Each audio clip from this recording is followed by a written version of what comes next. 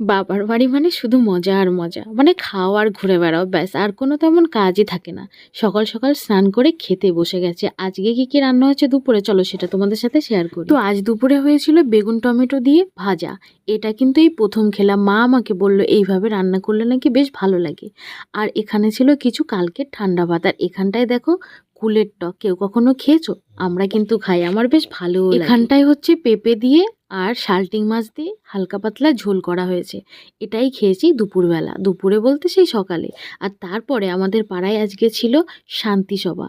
মানে আমাদের এখানটায় বেশিরভাগ মানুষই আমরা হরিচাঁদ ঠাকুরের ভক্ত। আর এই মন্দিরটাও কিন্তু আমাদের বাড়ির সামনেই, মানে একটা দুটো বাড়ির পরে রাস্তার সাথে লাগোয়া এই মন্দিরটা। আর এখানটায় হরিসভা শান্তি সভা দুটোই হয়। তো আজকে সব মহিলারা মিলে শান্তি সভা দিচ্ছিল, আর তার সাথে প্রসাদে ছিল গরম গরম খিচুড়ি। তাই আমি আর কোয়েল চলে গেছিলাম একটু খিচুড়ি খেতে। খাওয়া দাওয়া সেরে চলে এসেছি কোয়েলদের বাড়িতে।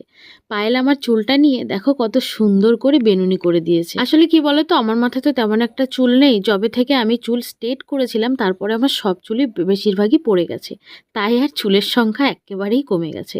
তারপরেও যে কটা বেঁচে আছে ওটা দিয়েই মাঝে মধ্যে একটুখানি এক্সপেরিমেন্ট করা হয়। যাক, আবারও পরের দিন সকাল। তো আজকে সকালবেলার খাওয়া দাওয়াটা যাই হোক না কেন, দুপুরবেলায় আমি ভেবেছিলাম একটুখানি মটর ডাল দিয়ে আর হচ্ছে কুমড়ো শাক দিয়ে সবজি করব। কারণটা হলো আজ বৃহস্পতিবার, আমাদের বাড়িতে নিরামিষ হয়। যেহেতু আমার মা কৃষ্ণ ভক্ত, আমিও যে গুরুদেবের দীক্ষা নিয়েছি, আমার মা কিন্তু ওনারই শিষ্য।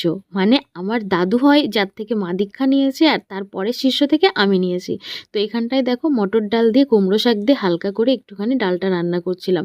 যদিও বা ডালটা অনেকটা কম হয়ে গেছিল, যার জন্য খেতে কিন্তু একেবারেই ভালো হয়নি। এক কথায় বলতে পারো এতটা বাজে হয়েছিল, আমি ছাড়া আমাদের বাড়িতে তেমন কেউই খায়নি। দুদিন ধরে আমি খেয়েছি। যাই হোক, চলো আজকের মতো ভিডিওটা এখানটায় রাখলাম। তোমরা সবাই ভালো থেকো, টাটা।